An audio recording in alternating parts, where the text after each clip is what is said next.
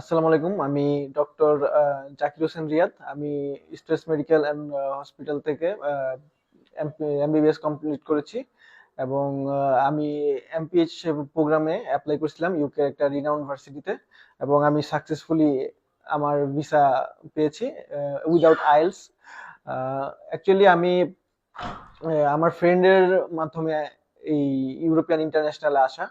তো আমি তখন জানতাম না যে এই আইএলটিএস ছাড়াও এইভাবে ইউকেতে অ্যাপ্লাই করা যায়। সো আমার ফ্রেন্ডের সাথে আমি আসার পর আমাকে হচ্ছে ইউরোপিয়ান ইন্টারন্যাশনাল এই জিনিসটা আমাকে জানায়। তো তাদের থ্রুতে আমি অ্যাকচুয়ালি আমার পুরা যে প্রসেসটা আমি কমপ্লিট করেছি এবং কোনো ইন্টারভিউ ছাড়া আমি সাকসেসফুলি আমার ভিসাটা পেয়েছি।